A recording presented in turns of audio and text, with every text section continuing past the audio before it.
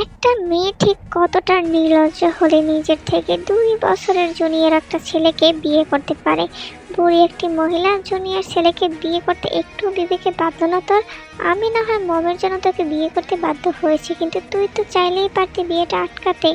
আটকালি না কেন? অবশ্য তুই জানতিস তোর মতো একটা মহিলাকে কেউ বিয়ে করবে না, তাই তো আমার মমকে হাত ধরে নিজের থেকে 2 বছরের জুনিয়র ছেলের গলায় ঝুলে পড়েছিস। বাসর রাতে বরের মুখে কুরুচিপূর্ণ কথা শোনার জন্য আমি প্রস্তুত ছিলাম, কিন্তু তুই তো করে শুনতে হবে এইটা আমার ধারণার বাইরে ছিল। এমন আচরণ আর কথা শুনে লজ্জা অপমানে ঘৃণায় আমার চোখ থেকে আপনা আপনি জল গড়িয়ে পড়ল। হে ইউ, একদম ন্যাকা কান্না করবি না আমার সামনে। তোর মতো থার্ড ক্লাস মেয়েকে আমার খুব ভালো করে চেনা আছে। তুই প্রথমে আমার মমকে হাত করলি, এখন আবার চোখের পানি ফেলে আমাকে হাত করতে চাইছিস। তোর সেই চাওয়া কখনোই পূরণ হবে না। তোকে জাস্ট আমার বিরক্ত লাগছে, সরে যা আমার চোখের সামনে থেকে। অনেক বেশি বলে ফেলেছেন মিস্টার জিওন জাংকুক। আমার তো ভাবতেই ঘৃণা লাগছে যে আপনার মতো এত নিচু মানসিকতার লোকের সাথে আমার বিয়ে হয়েছে। আর আপনি কি বললেন? আমি আপনাকে হাত করতে চাইছি? হাসালেন মিস্টার জিওন জাংকুক। আপনার মতো নোংরা মানসিকতার লোককে হাত করা তো দূরে থাক, আপনার সাথে কথা বলতে আমার রুচিতে বাড়ছে। মেয়ের মতো একজন ভালো মানুষের ছেলের এই শিক্ষা! ছি, মানুষের সাথে কিভাবে কথা বলতে হয় সেই বোধটুকু আপনার মধ্যে নেই। এই কথা বলার সাথে সাথে জাংকুক আমাকে দেয়ালের সাথে চেপে ধরে গলায় ছুরি লাগিয়ে বলল, তুই এই জিওন জাংকুকের শিক্ষা নিয়ে প্রশ্ন তুলেছিস? মনে হচ্ছে এক্ষুনি তোর গলায় ছুরি চালিয়ে দিয়ে। আমাদের চিৎকারে ম্যাম আর আঙ্কেল আমাদের রুমে আসলেন। ম্যাম এসে জাংকুককে থাপ্পড় দিয়ে বলেন, ছি জাংকুক, আমি এই শিক্ষা দিয়েছি তোমাকে? বাসর রাতে তুমি বইয়ের গায়ে হাত তুলছো, তার সাথে তুই তুকারি করছো। তোমার এতটা অধপতন হবে আমি ভাবতে পারিনি। মম, তুমি ভুলে যাবে না এই বিয়েটা আমি নিজের ইচ্ছায় করিনি। তুমি আমাকে বাধ্য করেছো এই মহিলাকে বিয়ে করতে। তোমার ইচ্ছায় বিয়ে করেছি তাই বলে ভেবো না অন্যদের মতো এই মহিলাকে নিয়ে আমি সংসার করব। বউ হিসাবে না মানো, অন্তত সিনিয়র হিসাবে প্রাপ্য সম্মানটুকু তো দিতে পারতে। পাশ থেকে আঙ্কেল বলে উঠল, তোমাকে আমি বারবার বারণ করেছিলাম এমন মেয়ের সাথে বিয়ে দিও না জাংকুকের, ওর জীবনটা নষ্ট হয়ে যাবে। কিন্তু তুমি শুনলে না আমার কথা, একবারও ভেবে দেখলে না এর পরিণতি ঠিক কী হবে। এখন আবার বাইরের একটা মেয়ের জন্য তুমি আমার ছেলের গায়ে হাত তুললে। তুমি ভুলে যাবে না ও কোনো বাইরের মেয়ে নয়, শরীয়ত মোতাবেক ও এখন এই বাড়ির বউ, জাংকুকের স্ত্রী। ম্যাম আমার সামনে এসে আমার হাত দুটো তার হাতের মুঠো নিয়ে বলেন, জাংকুকের হয়ে আমি তোর কাছে ক্ষমা চাচ্ছি, তুই আমাকে ক্ষমা করে দিস মা। আমি একজন ব্যর্থ মা, ব্যর্থ শিক্ষিকা, যে কিনা হাজার হাজার ছেলেমেয়েদের শিক্ষা দেয়, অথচ তার নিজের ছেলেটাকে শিক্ষা দিতে পারেনি। তুই এই রুম থেকে চল, এইখানে তোকে আর এই মানুষরূপী কুকুরের সাথে আমি কিছুতেই থাকতে দিব না। ম্যাম আমাকে ওনার রুমে নিয়ে এসে একটা সুতির শাড়ি দিল বিয়ের শাড়ি পাল্টে পরার জন্য। আমি ফ্রেশ হয়ে এসে দেখি ম্যাম আমার জন্য খাবার নিয়ে বসে আছে। আসলে সকাল থেকে কিচ্ছু খাওয়া হয়নি, প্রচণ্ড খিদাও লেগেছিল। পেটে ক্ষুধা, মুখে সৌজন্যতা বজায় রেখে বললাম, আমার খেতে ইচ্ছে করছে না ম্যাম। এদিকে বস, আমি খাইয়ে দিই, যদি তোর কোনো আপত্তি না থাকে। না না ম্যাম, আপত্তি থাকবে কেন? আমি তোর জীবনটা শেষ করে দিলাম তাই না রে? তোকে কলঙ্ক থেকে বাঁচাতে গিয়ে একটা মিথ্যে সম্পর্কে জড়িয়ে দিলাম। অবশ্য তুই প্রথম যেদিন স্কুলে জয়েন হলি সেদিন তোকে দেখে আমার ভালোই লেগেছিল। তখন মনের সুপ্ত ইচ্ছা জেগেছিল তোকে জাংকুকের বউ করার, কিন্তু তুই যে জাংকুকের সিনিয়র ছিলি তার জন্যই আমার ইচ্ছেটা দমিয়ে রেখেছিলাম। কিন্তু আল্লাহ আমার সেই ইচ্ছেটা পূরণ করেছে। আজ তুই জাংকুকের স্ত্রী। জাংকুক তোকে মানুক আর না মানুক, তুই জাংকুকের বউ হয়ে না, তুই রোজির মতো আরও একটা মেয়ে হয়ে এই বাড়িতেই থাকবি। আচ্ছা ম্যাম, একটা কথা বলুন তো, আমার সাথে কি এমন হওয়ার ছিল? আর যদি আমার বাবা মা বেঁচে থাকতো তাহলে কি আমাকে এসব কথা শুনতে হতো? বাদ দে মা, পুরোনো কথা ভেবে মন খারাপ করিস না। আল্লাহ যা করেন আমাদের ভালোর জন্যই করেন। রোজি তো ঘুমিয়ে পড়েছে, তুই বরং আমার পাশে শুয়ে পড়, আমি তোর মাথায় বিলি কেটে দেই। তে ডুবে গেল স্মৃতির পাতায়। যেদিন তার বাবা মার অ্যাক্সিডেন্ট হয়েছিল তারা গিয়েছিল ঘুরতে। তার বাবা ছিল একজন বড় ব্যবসায়ী, মা ছিল একজন ব্যাংকার। বাবা মা মারা যাওয়ার পর আমাকে নিলামে ওঠানো হয়। কার কাছে আমি থাকবো এই নিয়ে চাচাদের কাছে আমার ঠাঁই মেলে না, কারণ তারা আগে থেকেই আমাদের ফ্যামিলিকে সহ্য করতে পারতো না। বারবার আমার বাবার উপর অ্যাটাক করতে, তাকে মেরে ফেলার জন্য। মাঝে মাঝে আমার নিজের কাছে নিজে প্রশ্ন করতাম, আসলেই কি আমার বাবা মায়ের অ্যাক্সিডেন্টে মৃত্যু হয়েছিল নাকি পরিকল্পিত খুন ছিল। অবশেষে আমার মামা সিদ্ধান্ত নেয় তার কাছে রাখার জন্য। মামা আমাকে খুব ভালোবাসতো, কিন্তু মামি আমাকে দু চোখে সহ্য করতে পারতো না। ম্যামের ডাকে সকালে তেরে ঘুম ভেঙে গেল। উঠে দেখি চারদিকে ফজরের আজান দিচ্ছে। ম্যাম বললেন, তে তাড়াতাড়ি উঠে ফ্রেশ হয়ে নামাজ পড়ে নে। ঠিক আছে ম্যাম। এখনো ম্যাম বলবি? আমি না হয় স্কুলে তোর সিনিয়র, স্কুলের হেড ম্যাম, তুই আমার কলিগ, তাই বলে কি বাড়িতেও আমি তোর ম্যাম? আর যেন তোর মুখে ম্যাম ডাক না শুনি। রাতে কি বলেছিলাম ভুলে গেছিস? তুই রোজের মতো আমার আরও একটা মেয়ে, মেয়ে হয়ে মাকে ম্যাম ডাকবে, এটা ভালো দেখায় না। ঠিক আছে আম্মু, এই তো আমার লক্ষ্মী মেয়ে। এইবার চল তো তাড়াতাড়ি নামাজ পড়ে নি। বাসায় আর কেউ পড়ে না নামাজ?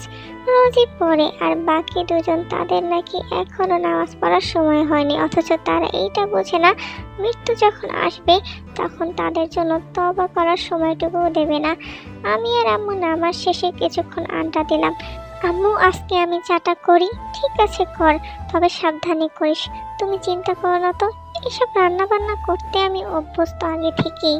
কিচেনে এসে সবেমাত্র চুলায় পানি বসিয়েছি, এমন সময় পেটে গরম কিছু অনুভব করলাম। মনে হচ্ছে কেউ সিগারেটের আগুন দিয়ে পুড়িয়ে দিচ্ছে। পেছনে ফিরতেই দেখি জাংকুক। কি সিনিয়র বেবি, খুব জ্বলছে তাই না? আমারও এর থেকে বেশি জ্বলছিল যখন তোমাকে আমার বিয়ে করতে হয়েছিল। তোমার জন্য মম আমার গায়ে হাত তুলেছিল। আমি তো এত সহজে তোমাকে ছেড়ে দিব না সিনিয়র বেবি। খুব শখ ছিল এই জিওন জাংকুকের বউ হওয়ার, তাই না? এর ফল তুমি হাড়ে হাড়ে টের পাবে। আমার ধৈর্যের পরীক্ষা নিতে আসবেন না মিস্টার জিওন জাংকুক। আপনি হয়তো জানেন না আমি একজন শিক্ষিকা, আর ধৈর্য না থাকলে কেউ শিক্ষকতার মতো এমন মহান পেশায় আসতে পারে না।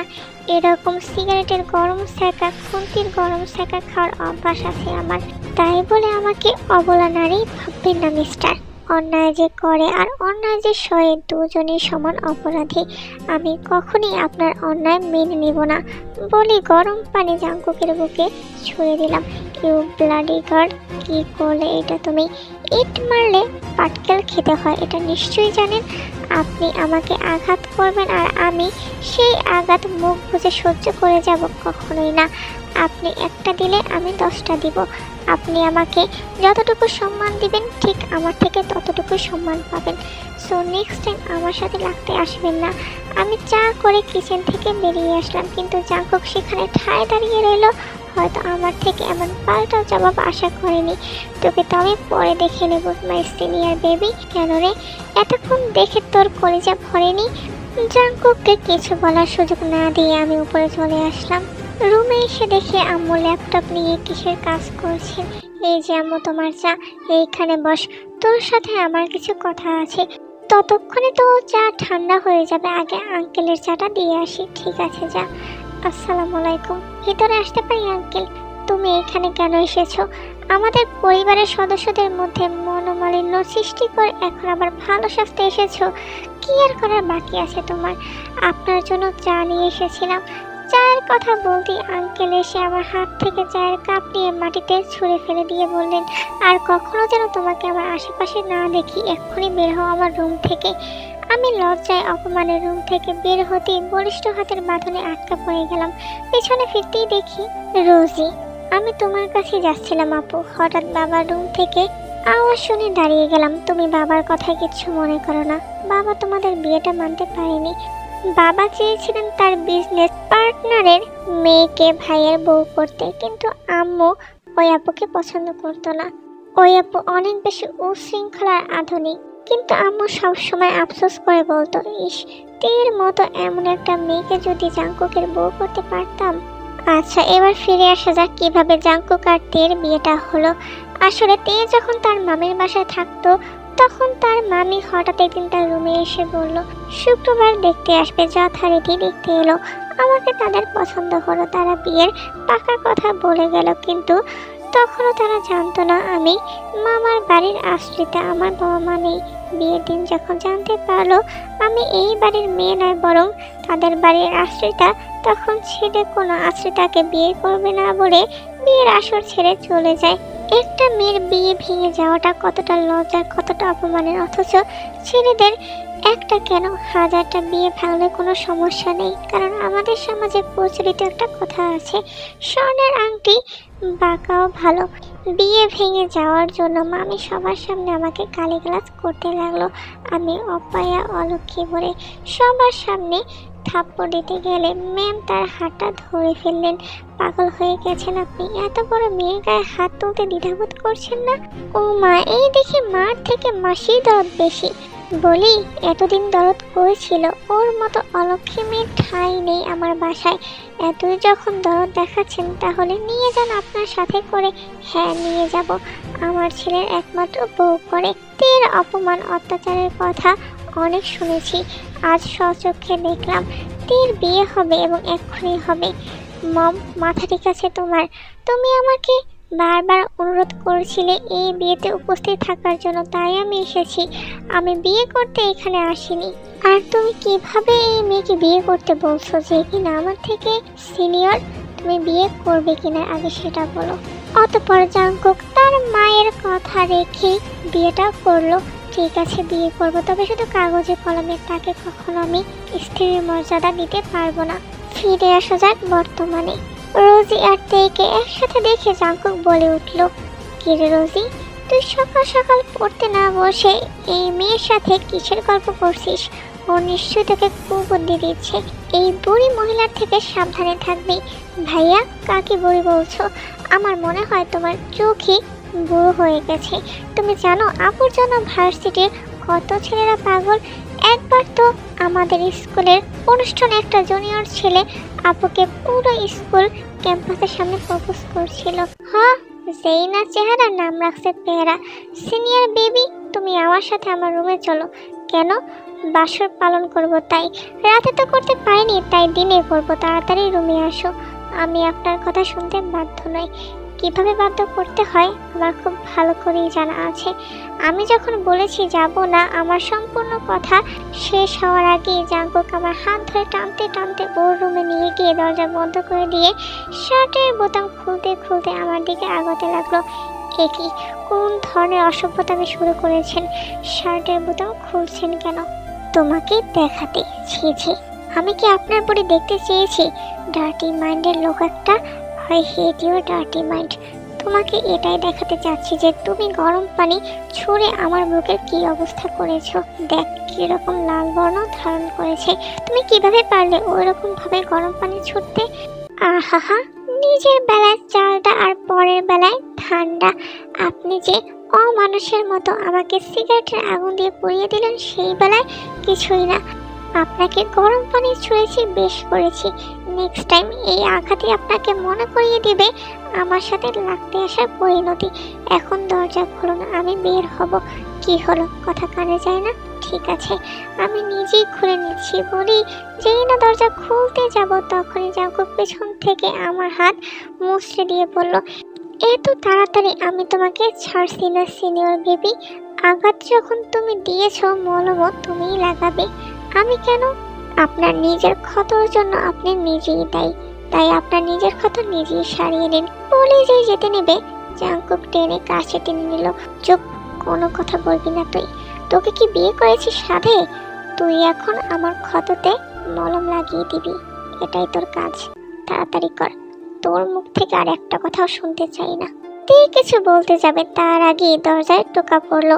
ভাবি, ভাইয়ের সাথে কি এমন গল্প করছে বলো তো? আম্মু তোমাকে ডেকেছে। বলি রোজি চলে গেল। কি করছেন? ছাড়ুন বলছি, আমার যেতে হবে, আম্মু ডাকছে। এর মধ্যে আমার আম্মু তোর আম্মু হয়ে গেল। খুব ভালো করে আমার মাকে তুই বশ করেছিস। সে যাই হোক, এখন তুই আমার বুকে মলম না লাগিয়ে কোথাও যেতে পারবি না। এক প্রকারতে বাধ্য হয়ে জাংকুকের বুকে মলম লাগিয়ে সেখান থেকে দ্রুত বেরিয়ে গেল। তারপর চলে গেল জাংকুকের মায়ের ঘরে। তুমি বলো, তোমার ছেলে আর তোমার বর কি খেতে পছন্দ করে? তোমার বর তো আগেই আমাকে বলে দিয়েছে আমি যেন তার আশেপাশে না যাই। কি যে তুই আমার বর লাগিয়েছিস বাবা হয় তোর। আর শোন, মানুষটা উপরে শক্ত কিন্তু ভেতরে ভীষণ নরম। আসলে আমি এক প্রকার জোর করে জাঙ্কুকের বিয়েটা দিয়েছি তো, তাই তোকে মানতে পারিনি। কিন্তু দেখিস আস্তে আস্তে সব ঠিক হয়ে যাবে, তখন ওই মানুষটা তোকে মাথায় করে রাখবে। তে রান্নাবান্নার কাজ শুরু করে দিল। তারপর রান্নাবান্না শেষ হওয়ার পর বলল, রেনু সব রান্নাবান্না শেষ হয়ে গিয়েছে, তুমি সব কিছু ডাইনিং টেবিলে নিয়ে রাখো, আমি একটু ফ্রেশ হয়ে আসি। ঠিক আছে আপামনি। ফ্রেশ হয়ে দেখি আঙ্কেল বাদে সবাই টেবিলে বসে পড়েছে। আমাকে দেখে আম্মু বলল, তুইও বস, আমি খাবার সার্ভ করছি। তুমি খাবে না আম্মু? মায়েরা কখনো আগে খায় না মা, তোরা খেয়ে নে তারপর আমি খাবো। এটা কেমন কথা আম্মু, তুমিও বসো না, সবাই মিলে একসাথে খাওয়ার মজাই আলাদা। এর মধ্যে আঙ্কেলও চলে এসেছে। খাবার টেবিলে পিন নীরবতা চলছে, কারো মুখে কোনো কথা নেই, যে যার যার মতো খাচ্ছে। হঠাৎ আঙ্কেল বলে উঠলো, হবি তোমার হাতটা দাও তো দেখি, তোমার রান্নার হাত দেখবো। আজ হঠাৎ এত ভালো রান্না কিভাবে করলে? মনে হচ্ছে নতুন হাতে রান্নার স্বাদ পেলাম। টেবিলে রাখা প্রত্যেকটা রেসিপি আমার পছন্দের। তোমাকে তো হাজারবার বলেও কচুর লতি রান্না করাতে পারিনি। আজ হঠাৎ এই অধমের দিকে নজর গেল কেন তোমার? আজকে তো আমি রান্না করিনি, তাহলে কে করলো? রেনু, ও তো এত ভালো রান্না জানে না, আর রোজি তো কখনো কিচেনে যায়নি, ওর তো এত ভালো রান্নার প্রশ্নই আসে না। আমরা কেউ করিনি, ইনফ্যাক্ট আমরা কেউ আজ কিচেনে যাইনি, তে একা হাতে সব কিছু রান্না করেছে। আমি রান্না করেছি শুনে আঙ্কেলের মুখের রং পরিবর্তন হয়ে গেল। তিনি খাবার ছেড়ে চলে যেতে লাগলেন। আমি সাহস করে আঙ্কেলের হাত ধরে বললাম, প্লিজ আঙ্কেল, খাবার ছেড়ে যাবেন না, অপরাধ আমি করেছি, খাবার তো কোনো অপরাধ করিনি, আপনি প্লিজ যাবেন না। আজ থেকে 8 বছর আগে বাবা মাকে হারিয়েছি, আমারও ইচ্ছে হয় সবার সাথে বসে খেতে। বিয়ে নিয়ে প্রত্যেকটা মেয়েরই স্বপ্ন থাকে, আমিও এর ব্যতিক্রম ছিলাম না। জানেন আঙ্কেল, আমি সবসময় মনকে সান্ত্বনা দিয়ে বলতাম, বাবা মাকে হারিয়েছি তো কি হয়েছে, শ্বশুর শাশুড়ির মাঝে আমি আবারও নতুন বাবা মাকে খুঁজে নেব। কিন্তু সবার ভাগ্যে তো আর সব সুখ জোটে না। আমার কথা শুনে আঙ্কেল চুপচাপ খেতে বসতে লাগলো। খাবার শেষ করে আমাকে উদ্দেশ্য করে বলল, এই মেয়ে, খাবার শেষ করে তুমি আমার রুমে আসো। ঠিক আছে আঙ্কেল। খাবার শেষ করে আঙ্কেলের রুমের সামনে দাঁড়িয়ে রয়েছি, ভিতরে যাওয়ার সাহস হচ্ছে না। বাবা গো, আঙ্কেলের যে রাগ, দেখা গেল আমার গালে ঠাটিয়ে এক চড় বসিয়ে দিল। অতঃপর উনি আমাকে বাইরে দাঁড়িয়ে থাকতে দেখে ভেতরে এনে আমার হাতে কিছু টাকা দিলেন। এটা হচ্ছে তোমার পুরস্কার আমার পক্ষ থেকে। আমি সত্যি আঙ্কেলের থেকে এতটা ভালো ব্যবহার আশা করিনি। মানুষ তার চাওয়া থেকে বেশি কিছু পেয়ে গেলে হতভম্ব হয়ে যায়। কি করা উচিত অনুচিত সেই বোধটুকুও থাকে না। আমার ঠিক সেরকম অবস্থা হয়েছে। আমি ঠায় সেখানে দাঁড়িয়ে রয়েছি। এরই মধ্যে আম্মু এসে বলল, বাহ, আমি যে তোমাকে 30টা বছর রান্না করে খাওয়াচ্ছি, কই আমাকে তো কখনো এমন পুরস্কার দাওনি। দেখো যে হব, ভালো জিনিসের প্রশংসা করতে আমি কখনো পিছপা হইনি। আর যে রান্না করেছে তে, তার স্বাদ ভোলার মতো না। তারপর তে তার রুমে চলে আসলো। এসে দেখি জাঙ্কুক কোলের উপর ল্যাপটপ বসে কাজ করছে। এটা দেখে তের মাথায় কুটি বুদ্ধি আসলো। আমি তড়িঘড়ি করে ল্যাপটপ সরিয়ে জাঙ্কুকের কোলের উপর বসে পড়লাম। সিনিয়র বেবি, তোমার সাহস কিন্তু বেড়েই চলেছে। সকালের ঘটনা কি তুমি ভুলে গিয়েছো? তোমার সাহস কি করে হলো আমার কোলে বসার? কোলে বসেছি, বেশ করেছি। আপনি আমার বিয়ে করা বর, শুধু কোলে না, আপনার ঘাড়ে বসার অধিকারও রাখি আমি। ইম্পসিবল, ভুলেও আমার ধারের কাছে আসবে না, সরো এখান থেকে। বিয়ে করেছি কি বরকে ছেড়ে দূরে থাকার জন্য? তার উপর এরকম যদি বর হ্যান্ডসাম হয় তাহলে তো কোনো কথাই নেই। ও তাই বুঝি? জাঙ্কুক তের কোমরটা আর শক্ত করে ধরে নিজের কাছে ঘেঁষে নিল। এবার তে পেপাকে পড়ল নিজের মধ্যে, অস্বস্তি লুকিয়ে উপরে শান্ত ভাব বজায় রাখলো। তোমার হাতে কি সিনিয়র বেবি? নিশ্চয়ই ড্যাড ডেকে নিয়ে কেলানি দিয়েছে। ড্যাড একদম উচিত কাজ করেছে। জি না, আঙ্কেল পুরস্কার স্বরূপ আমাকে 5,000 টাকা দিয়েছে। টাকার কথা বলতেই জাঙ্কুক ছো মেরে আমার হাত থেকে নিয়ে গেল। আপনি আমার টাকা নিলেন কেন? এই টাকাটা আঙ্কেলের থেকে আমার প্রথম পাওয়া। আমার কাছে এই 5,000 টাকা 5 কোটি টাকার সমান। আপনি আমার টাকা ফেরত দিন বলছি। আমার এখন টাকার প্রয়োজন, তাই নিয়েছি, তোমাকে পরে শোধ করে দেব। আমি ওনার ঠোঁটে ঠোঁট বসিয়ে দিলাম। ওনার চোখগুলো সাথে সাথে বড় বড় হয়ে গেল। এই ফাঁকে তেজ ছো মেরে টাকাগুলো নিজের হাতে নিয়ে জাংকুকের কোল থেকে উঠে গেল। মিস্টার জিওন জাংকুক, আপনি যদি বাগানের কচু হয়ে থাকেন, আমিও গাছের পাতা বিলেব। আমার সাথে টক্কর দেওয়া এত সহজ নয়। আর আপনার টাকার প্রয়োজন বলতে শুধু ফালতু জিনিসে টাকা ব্যয় করা, এটা আমি খুব ভালো করেই জানি। আমার টাকা আমি যেভাবে ইচ্ছে সেভাবে ব্যয় করব। এই ব্যাপারে তুমি বলার কে? আমি আপনার বিয়ে করাবো। আপনার উপর সম্পূর্ণ অধিকার আছে আমার। এখন থেকে আপনার অ্যাকাউন্টে কোনো টাকা আসবে না, সব টাকা আমার অ্যাকাউন্টে ট্রান্সফার হবে।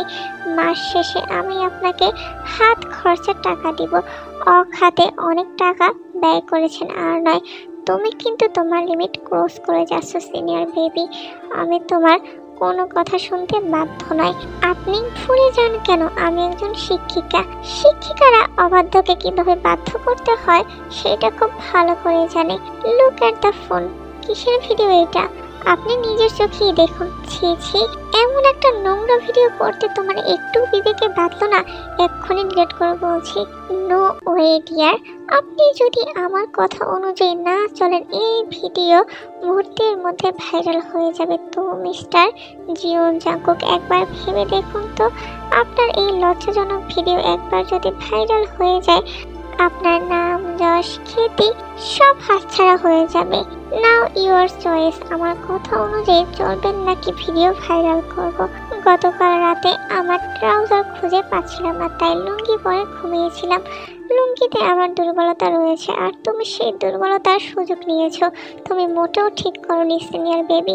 রাতে আমার লাগেজ নিতে এসে দেখি যে আপনার লুঙ্গি আকাশে উঠে গেছে। আমিও ভাবলাম আপনার মতো ঘাটতারাকে সোজা করতে এর থেকে ভালো কোনো অস্ত্র আর নেই। ব্যাস ভিডিও করে নিলাম।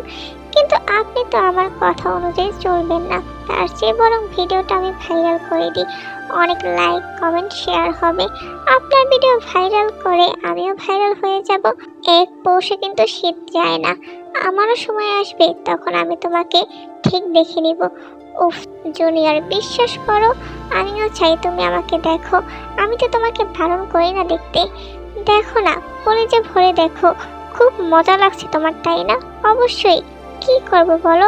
সোজা আঙুলে যখন ঘি না ওঠে তখন আঙুল তো বাঁকা করতেই হয়। জাংকুকের সাথে এভাবে তের মজা আর খুনসুটিতে কেটে যায় এক সপ্তাহ। বিয়ে উপলক্ষে স্কুল থেকে এক সপ্তাহে ছুটি নিয়েছিলাম। আজ থেকে আবার স্কুলে জয়েন করতে হবে। আমি তাড়াতাড়ি উঠে ফজরের নামাজ পড়ে নিলাম। জাংকুককে অনেকবার ডাকলাম কিন্তু উঠলো না। আমি জানি জাংকুক জেগে জেগে ঘুমানোর ভান করছে যাতে নামাজ পড়তে না হয়।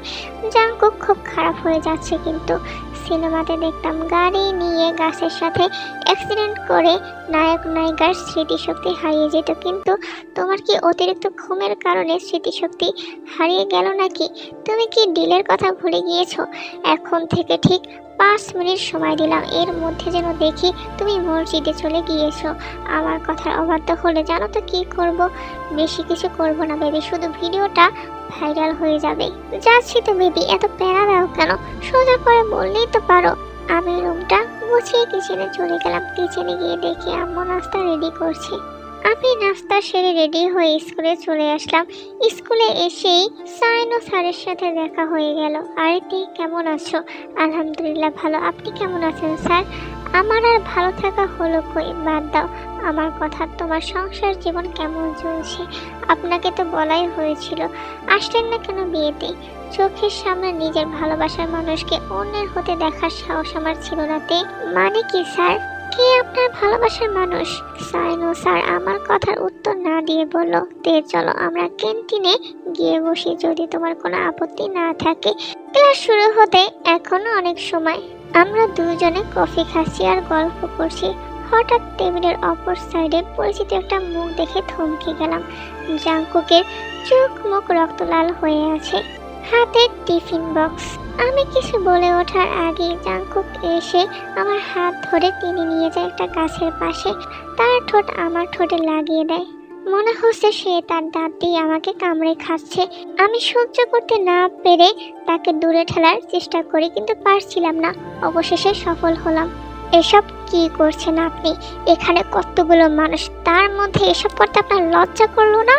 আর তোমার লজ্জা করছে না নিজের স্বামী থাকতে একজন পর পুরুষের সাথে এভাবে ঘেঁষে কথা বলতে? আপনি ভুল বুঝছেন, উনি আমার কলিগ এবং খুব ভালো একজন বন্ধু। আমাদের নিয়ে কোনো রকম বাজে মন্তব্য করবেন না। জাঙ্কুক তার হাতের লাঞ্চ বক্সটা তের হাতে দিয়ে সেখান থেকে হুড়মুড়িয়ে তার গাড়িতে উঠে চলে গেল। আর তে হতবাক হয়ে গেল জাঙ্কুকের এমন আচরণের জন্য। লাঞ্চের পর আরো 2টা ক্লাস শেষ করে বাসায় ফিরে এলাম। রুমে এসে দেখি জাঙ্কুক ল্যাপটপ নিয়ে কাজ করছে। আমার জন্য 1 গ্লাস ঠান্ডা শরবত নিয়ে আসো তো, খুবই ক্লান্ত লাগছে। একটু তাড়াতাড়ি যাও, আমি ততক্ষণে ফ্রেশ হয়ে আসি। আমাকে বলছো? আমার কি দ্বিতীয় কোনো বর আছে যে তাকে বলবো? আমি নিজে কখনো জগ থেকে গ্লাসে পানি ঢেলে খাইনি, আর তোমাকে আমি শরবত এনে খাওয়াবো? হাও ফানি। জাঙ্কুক, তোমাকে কিছু দেখানোর আছে আমার। আমার কিছু দেখানো লাগবে না সিনিয়র বেবি। তোমার কিছু দেখানো মানে আমার মান সম্মান নিয়ে টানাটানি করা। তার থেকে বরং আমি তোমার জন্য শরবত করে নিয়ে আসি। ফ্রেশ হয়ে এসে দেখি জাঙ্কুক সত্যি সত্যি শরবত নিয়ে আসছে। এই নাও তোমার শরবত, এখন আবার মুখে তুলে খাইয়ে দিতে বলো না যেন। অবশ্য তুমি চাইলে দিতে পারো, আমি কিছু মনে করবো না। তুমি ভেবো না সিনিয়র বেবি, আমি তোমাকে ভালোবেসে শরবত করে নিয়ে আসছি। শুধুমাত্র ভিডিওটার জন্য ব্ল্যাকমেলের শিকার হয়ে আমাকে এত কিছু করতে হচ্ছে। তোমার মতো কত ঘাট দ্বারা পোলাপানি এক চুটকিতে সোজা করে দিয়েছি, আর তুমি কিনা বাসর রাতে আমার গলায় ছুরি চালিয়ে দিয়েছিলে। সত্যি জাঙ্কুক, তোমার সাহসের প্রশংসা করতে হয়। সে যাই হোক, আমি যেটা জানতে চাচ্ছি সেটা হচ্ছে তোমার ব্যাংক থেকে হঠাৎ করে কোটি টাকা তুমি তুলে নিয়েছিলে, আর সেই টাকাগুলো তুমি কি করেছিলে সেটার জবাব আমি চাই। তোমার এসব না জানলেও চলবে, নিজের মতো থাকো আর আমাকে আমার মতো থাকতে দাও। জাঙ্কুকের চেহারায় অস্বস্তির ছাপ স্পষ্ট এবং তার শরীরও ঘেমে যাচ্ছিল। তাইতে আরো বেশি জোরাজোরি করতে লাগলো। অবশেষে জাঙ্কুকের মুখ থেকে বেরিয়ে এলো সেই ভয়ঙ্কর ঘটনা। আজ থেকে 8 বছর আগের ঘটনা। আমি তখন নতুন ড্রাইভিং শিখেছি। ডিসেম্বরে আমার পরীক্ষা শেষ করে আমার ফ্রেন্ড সার্কেলের সাথে সবাই মিলে গ্রামে ঘুরতে যাই দাদু বাড়িতে। সেখানে বেশ মজা করি আমরা। এইভাবে মজার খাবার, গ্রামীণ পরিবেশ, হাসি ঠাট্টা, মজা খুনসুটিতে কখন যে গ্রাম থেকে বিদায় নেওয়ার সময় হয়ে যায় বুঝতে পারিনি। গ্রামে সাধারণ ফুল পাওয়া যায় যা অনেকটা নেশা জাতীয়। গ্রাম থেকে ফেরার পথে আমরা সবাই মজার ছলে ঘোল খাই, যা আমার জীবনের সবচেয়ে বড় ভুল ছিল। সেই ভুল প্রতিনিয়ত করে খাচ্ছে আমাকে। দিন শেষে আমার মনে হয় আমি অপরাধী, আমার অপরাধের কোনো ক্ষমা নেই। এইটুকু বলেই জাঙ্কুক গ্লাসে রাখা শরবতটা নিজে খেয়ে নিল। আমি স্পষ্ট বুঝতে পারছি জাঙ্কুকের কণ্ঠ কেঁপে উঠছে। তারপর কি হলো? তুমি এমন কি করে যার জন্য তোমার কোটি টাকা সরাতে হয়েছে তোমার ব্যাংক থেকে? খুন। তে চোখ বড় করে বলল, মানে কি? মানে আমি খুন করেছি। হ্যাঁ, আমি একটা খুনি। আমার জন্য 2টা প্রাণ শেষ হয়ে গেছে, আর সেই খুনের ঘটনা ধামা চাপা দিতেই আমার এতগুলো টাকা ব্যাংক থেকে বের করতে হয়েছে। গাড়ি চলছিল আপন গতিতে। হঠাৎ আমার মাথা ঘোরাতে শুরু করে, চোখ মুখ ঝাপসা হয়ে আসে। অতিরিক্ত খোল খাওয়ার প্রভাবে এই সময় জ্ঞান হারিয়ে ফেলি। কিন্তু আমার এইটুকু মনে আছে, জ্ঞান হারানোর আগে আমি বেসামালভাবে গাড়ি ড্রাইভ করছিলাম, আর হুট করে কালো রঙের একটা গাড়ি আমার গাড়ির সামনে চলে আসে। এরপর কি হয়েছিল আমি জানি না। জ্ঞান ফেরার পর একজন কনস্টেবল আমাকে বলে আমার জন্য নাকি ওই গাড়িতে থাকা 2টো প্রাণ শেষ হয়ে গেছিল। ঘটনার আশঙ্কায় আমি অনেকটা ঘাবড়ে যাই। আমি বারবার ওই কনস্টেবলকে বলে যেন কাউকে না বলে এই ঘটনাটা। সে ইচ্ছে করে করেনি, পুরোটাই একটা অ্যাক্সিডেন্ট হয়েছে, এবং তার মুখ বন্ধ রাখার জন্য তাকে টাকা দিতে হয়েছে। জাঙ্কুকের কথা শুনে আমি যেন পাথর হয়ে গিয়েছি। আমার পুরনো অতীত আবার আমার সামনে এসে দাঁড়িয়েছে। তার মানে জাঙ্কুকের কথা অনুযায়ী সেদিন ট্রাকে আমাদের গাড়ি অ্যাক্সিডেন্ট হয়নি। স্বয়ং জাঙ্কুকের কারণে আমার আব্বু আম্মুর মৃত্যু হয়েছে। হ্যাঁ, জাঙ্কুক আমার বাবা মায়ের খুনি, আর আমি কিনা আমার বাবা মায়ের খুনির সাথে সংসার পেতে বসেছি। হঠাৎ করে কেমন যেন অস্বস্তি হয়ে মাথা ঘুরে উঠল। আমি পড়ে যেতেই জাংকুক আমাকে ধরে ফেলে। কি হলো তোমার? তুই স্পর্শ করবি না আমাকে, তুই একটা খুনি। কি বলছো তুমি এসবতে? সেদিন তোর ফুর্তি করার জন্য অ্যাক্সিডেন্ট আর কারণে স্বয়ং আমাদের গাড়িতে হয়েছিল। ভাগ্যক্রমে আমি বেঁচে গেলেও আমার বাবা মা বেঁচে ফেরেনি। Sorry for everything. আমি সব কিছুর জন্য ক্ষমা চাইছি। আমার ইচ্ছাকৃতভাবে এগুলো হয়নি। সরি বললে সব কিছুর সমাধান হয়ে যায় না। আমি তোকে ক্ষমা করে দিলেই কি তুই পারবি আমার বাবা মাকে ফিরিয়ে দিতে? পারবি আমার বাবা মায়ের থেকে হারিয়ে যাওয়া ভালোবাসা ফিরিয়ে দিতে? এমনকি অস্ট্রিতে ছিলাম বলে বিয়ের আসর ছেড়ে বর চলে গিয়েছিল, পারবি সেই অপমান ফিরিয়ে নিতে?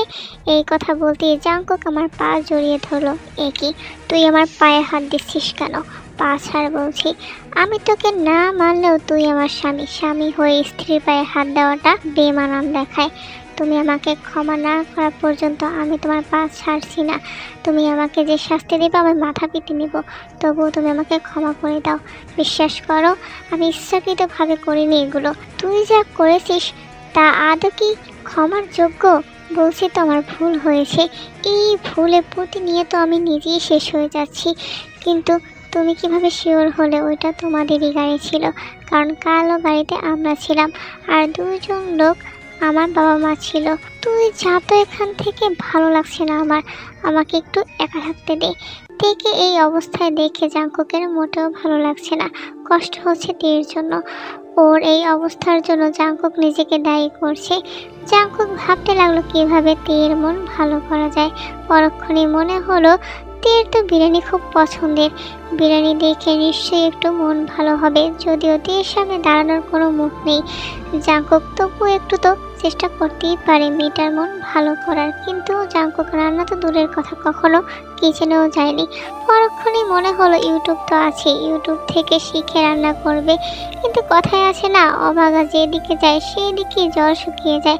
জাংকুকের অবস্থাও এমন। ভিডিও অন করতেই যাবে তখনই কারেন্ট চলে গেল।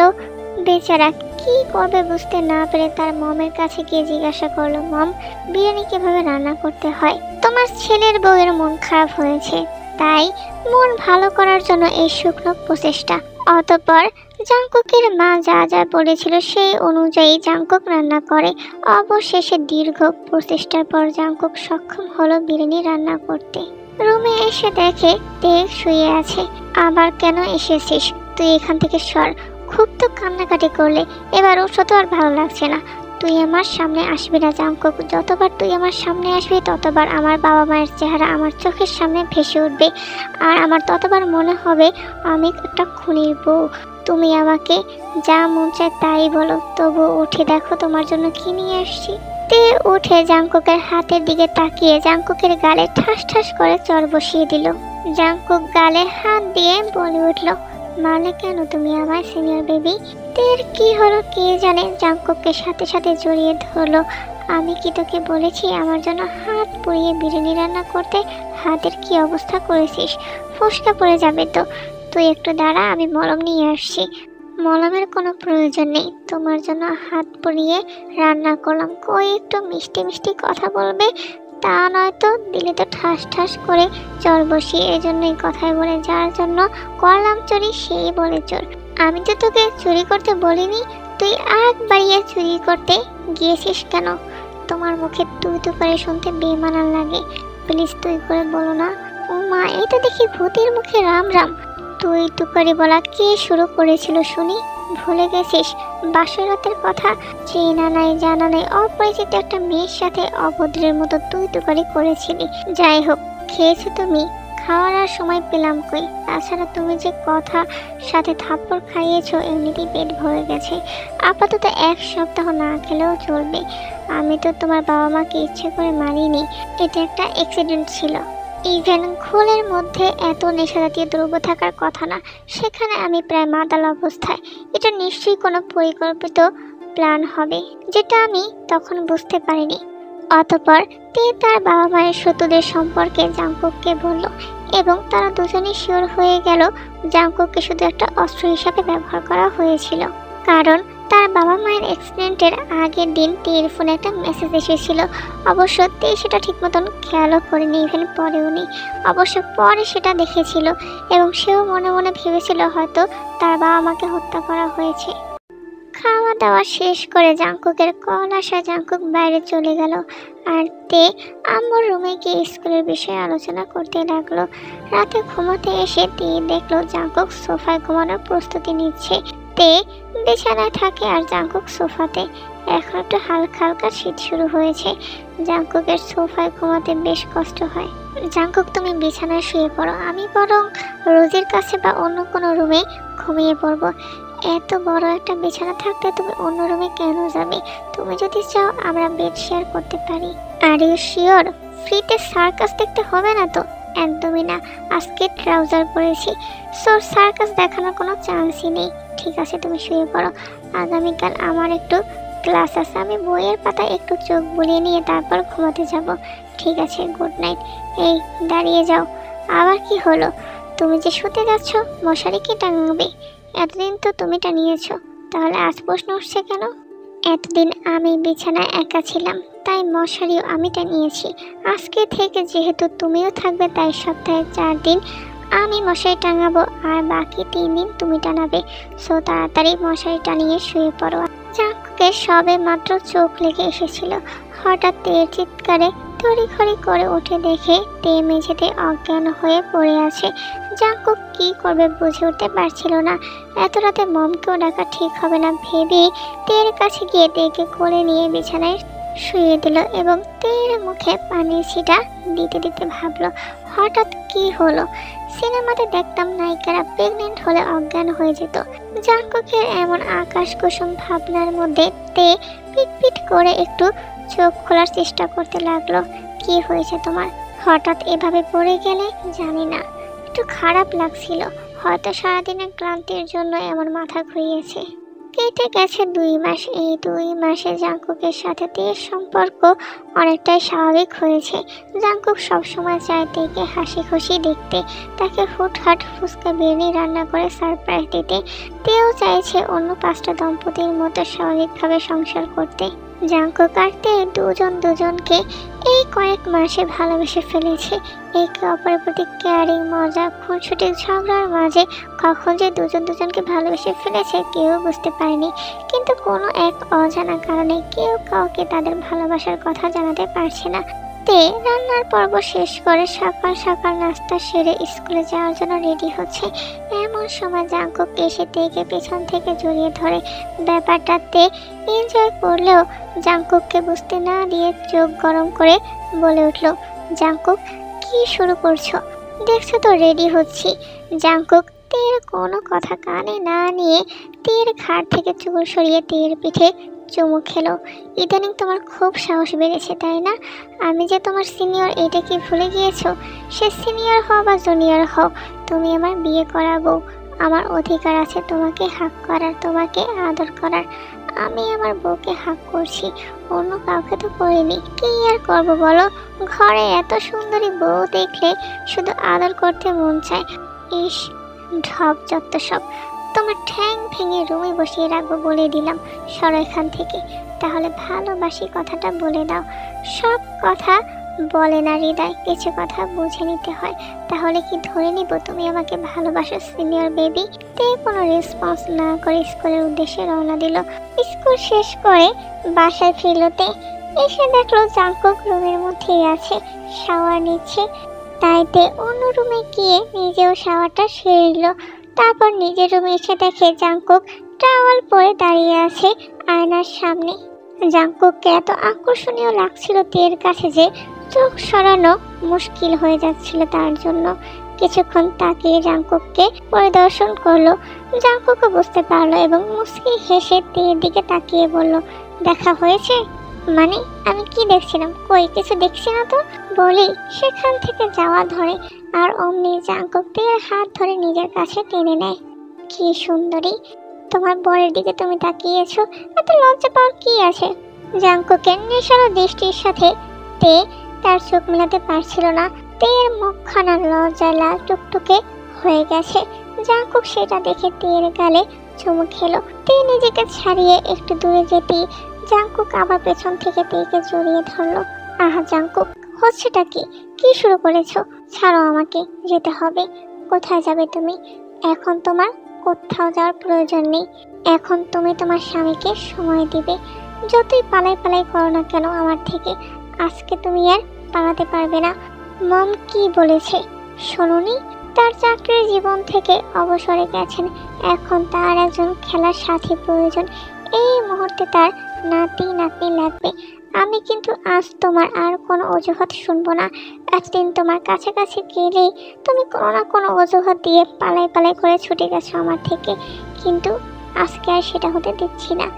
বলি তের ঘাড়ে জাঙ্কুক মুখ ডুবিয়ে চুমুতে ভরিয়ে দিল তের গলা। তের সারা শরীর জুড়ে শিহরণ বয়ে গেল এক অদ্ভুত। খামচে ধরল শাড়ির আঁচলখানা। জাঙ্কুক তেকে বিছানায় শুয়ে দিল। তে ঠোঁট জোড়া নিজের দখলে নিয়ে নিল। তের সম্মতি পেয়ে জাঙ্কুকের পাগলামি বাড়তেই লাগলো। আস্তে আস্তে তের শরীর থেকে শাড়িখানা সরিয়ে তের কোমল শরীরে অবিচরণ স্পর্শ করতে লাগলো, স্পর্শকাতর স্থানগুলিতে। জাঙ্কুকের প্রত্যেকটা স্পর্শে তের শরীর কেঁপে কেঁপে ওঠে। দুজন ডুবে গেল ভালোবাসার এক নতুন রাজ্যে।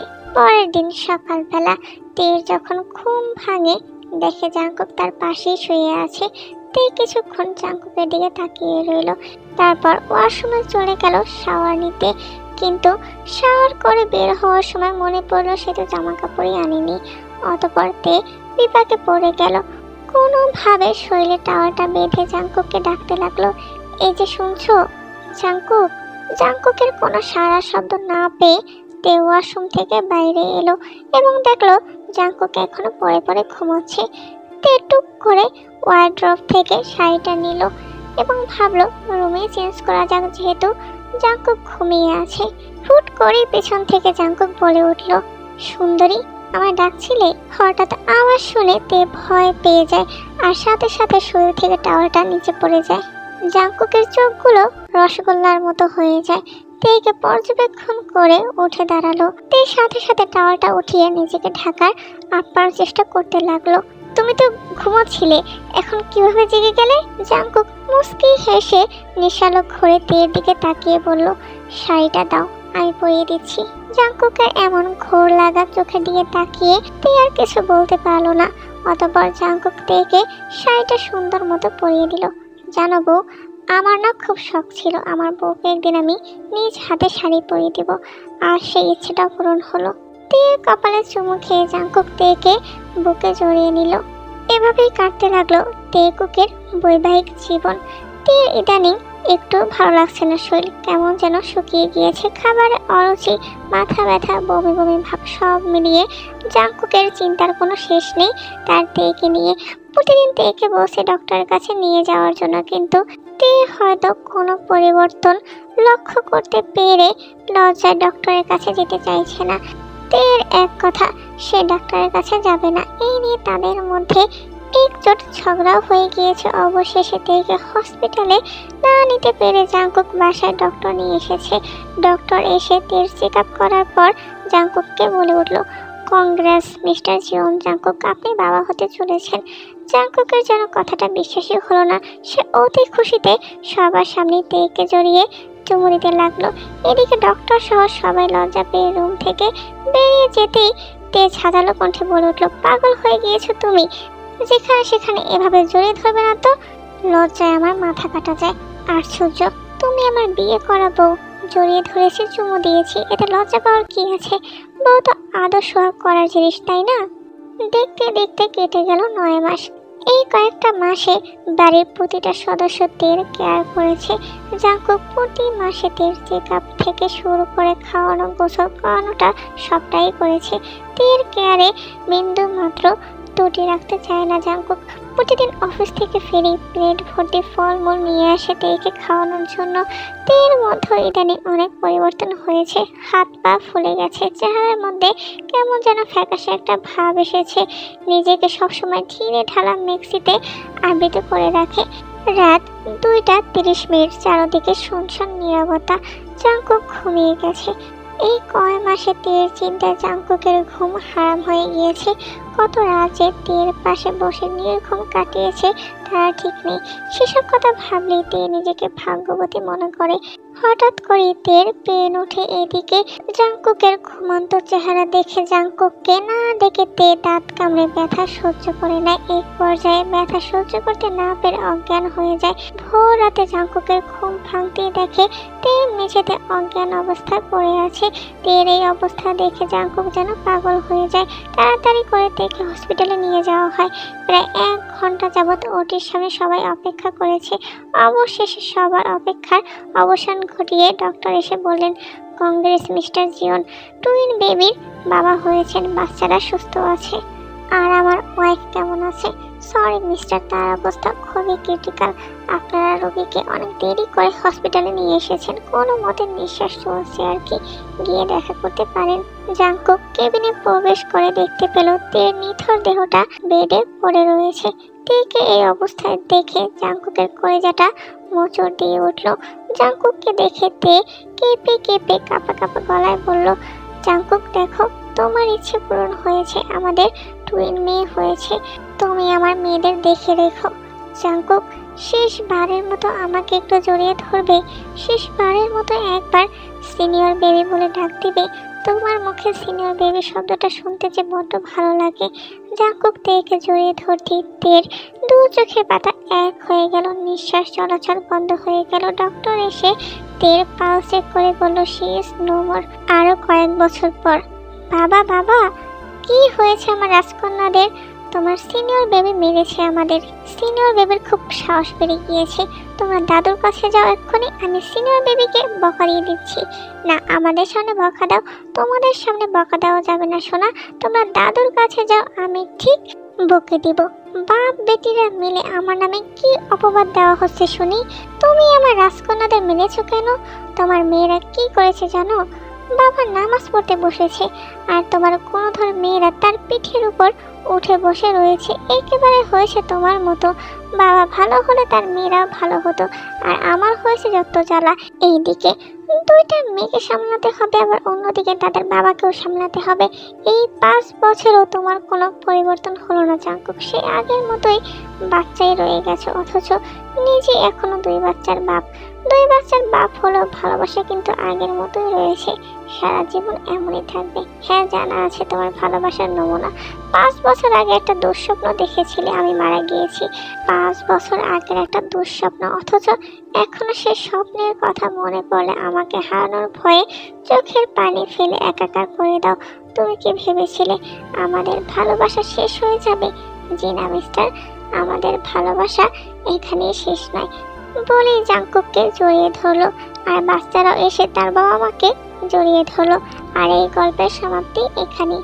যারা আমার গল্পগুলো রেগুলার দেখো তাদেরকে অনেক অনেক থ্যাঙ্কস।